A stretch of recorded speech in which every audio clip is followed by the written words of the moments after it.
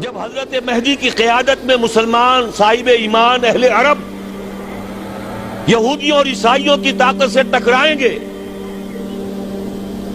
تو ان کی مدد کے لیے دو جانب سے اللہ تعالیٰ کچھ بھیجیں گے مدد. ایک تو آخری مرحلے میں مدد آئے گی حضرت مسیح عیسیٰ ابن مریم کا نزول، جو یہودیوں کی طرف رسول بنا کر بھیجے گئے تھے.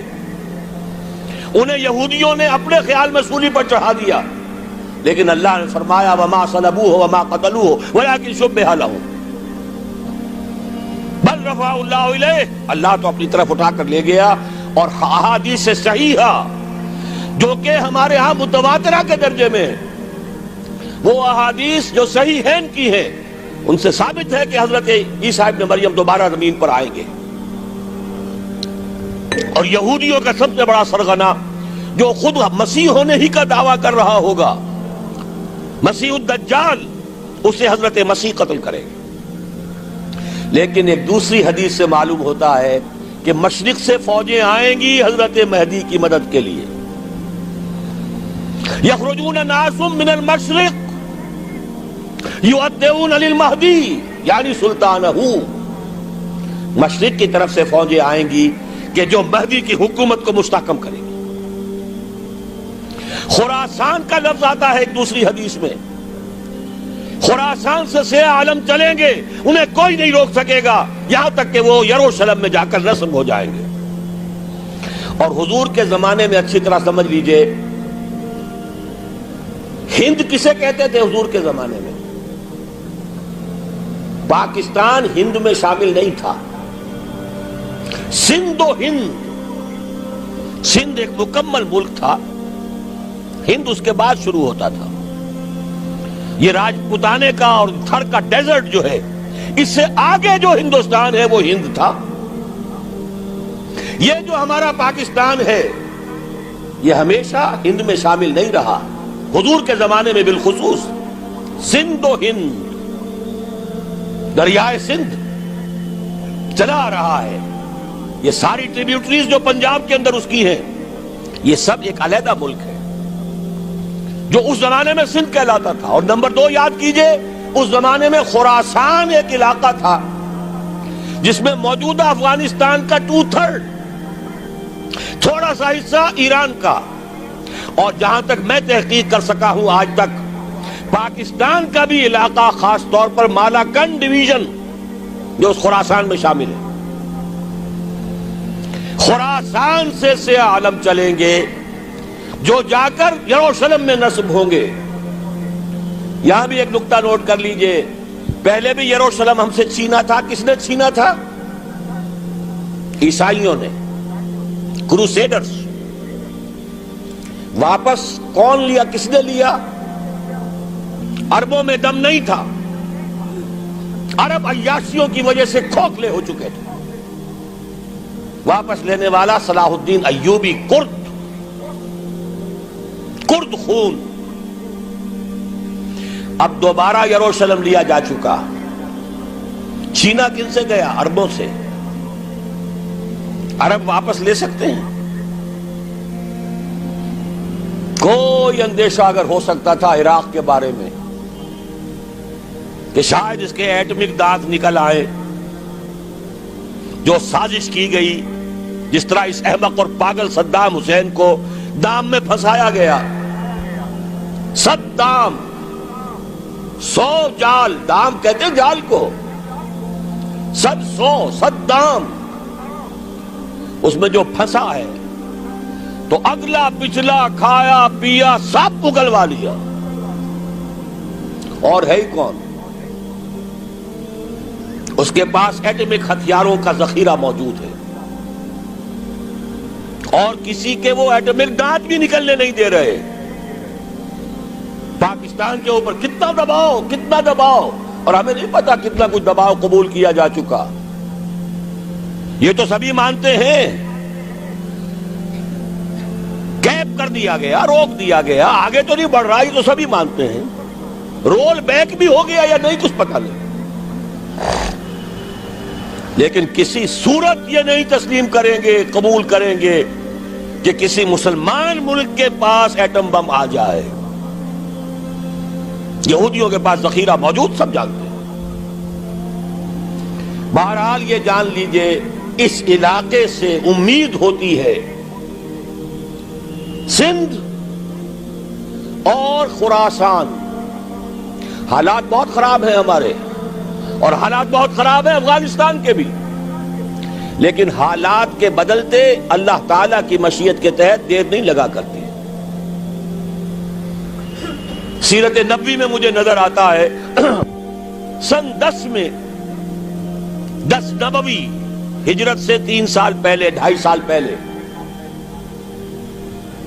کہیں سے کوئی امید کی کرن نظر نہیں آتی تھی کہ عرب میں اسلامی حکومت قائم ہو جائے گی. 10 برس ہو چکے محمد الرسول اللہ کو دعوت دیتے ہوئے، اور ابھی تک بمشکل 125 آدمی ہے. اپنے بل پر اپنے طاقت پر مکے میں رہ بھی نہیں سکتے. کیسے ہو جائے گا؟ کہاں سے ہو جائے گا؟ میں آج پوچھتا ہوں، کوئی سر بتائے کہیں سے کوئی امید کی کرن اس وقت نظر آتی ہے؟ اس ماحول میں لے جائیے. اگلے 3 سال میں کیا ہو گیا؟ پہلے سال 6، اگلے سال 12، اس سے اگلے سال 72، اور بیعت عقبہ ثانیہ ہجرت، اور وہاں سے اب حضور کی طرف سے شروع ہو گیا انیشیٹو. تو ہم نہیں کہہ سکتے. اللہ تعالیٰ کی قدرت، اللہ کی مشیت. یہ یقین ہے کہ دنیا کے خاتمے سے پہلے نظام خلافت قائم ہوگا، اور تمام دنیا میں ہوگا. ظاہر ہے کہیں پہلے کسی ایک جگہ سے ہوگا، جیسے حضور کے زمانے میں ہوا. اگر بیک وقت پوری دنیا میں ہو سکتا تو حضور کے دست مبارک سے ہوتا. اگر حضور کے دست مبارک سے بھی ایک ملک میں ہوا، جزیرہ نماء عرب میں ہوا، پھر حضور کے امتی ہیں نا، ابو بکر ہے، عمر ہے، عثمان ہے، صحابہ کرام کی فوجیں نکلی ہیں، امتی ہیں. امتیوں کے ہاتھوں اس کی توسیع ہوئی. اب بھی یہی ہوگا، کسی ایک علاقے میں ہوگا. میرا گمان ہے، میں یہ یقین سے نہیں کہہ سکتا. گمان بھی میرا ان احادیث کی روشنی میں ہے جو میں نے آپ کو بتا دی اور موجود ہے اس کتابچے کے اندر. علامہ اقبال نے بھی انہی کے حوالے سے کہیں کہا ہے، میرے عرب کو آئی ٹھنڈی ہوا جہاں سے، میرا وطن وہی ہے، میرا وطن وہی ہے. اس علاقے سے کچھ ہونے والا ہے اور ہوگا انشاءاللہ. میری زندگی میں نہ ہو، آپ کی زندگی میں نہ ہو، کوئی پرواہ نہیں. حضرت حمزہ تو شہید ہو گئے غزوہ احد میں. 5 سال کے بعد حضور مکے میں داخل ہوئے ہیں فاتح کی حیثیت سے. حضرت حمزہ کی نگاہوں نے، ان آنکھوں نے تو نہیں دیکھا، عالم ارواح میں اللہ نے کیا مشاہدہ کرایا ہوگا انہیں، وہ تو ہمیں معلوم نہیں. بعض صحابہ شہید کر دیے گئے مکے ہی میں.